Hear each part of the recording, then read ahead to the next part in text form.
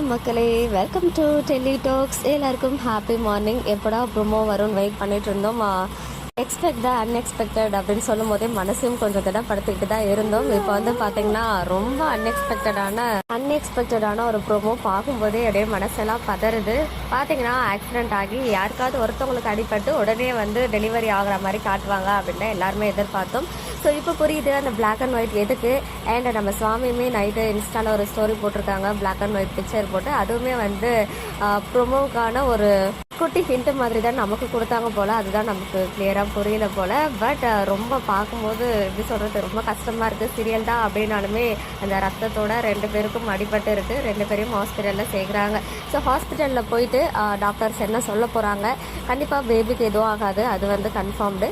ஆனால் வந்துட்டு குழந்தை பிறக்கும்போது 2 பேரும் சுயநினைவோடு இருக்கணும், அதுதான் எல்லாருமே எதிர்பார்க்கறது.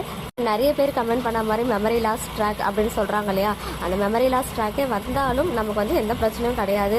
ஏன்னா அங்கே வீக்காக ஃபேமிலி இருக்காங்க, எல்லாரும் ஒரே வீட்டில் தான் இருக்க போகிறாங்க. மறுபடியும் ஃபர்ஸ்ட்லேருந்து அவங்க ஸ்டார்ட் பண்ண போகிறாங்க அவங்களுடைய லவ் ஜர்னி, அந்த டாம் அண்ட் ஜெர்ரி கியூட்னஸ் அப்படின்னு சொல்லி நிறைய விஷயங்கள் அதிலேயே சுவாரஸ்யமாக. நம்ம டேரக்டர் சாரை பற்றி தெரியும் இல்லையா, நமக்கு டிசப்பாயின்மெண்ட் கொடுக்க மாட்டாங்க. சப்போஸ் மெமரி லாஸ் ட்ராக் வந்தால் நான் சொல்கிறேன், அப்படி வரலைன்னா இனிமேல் நல்லது தான்.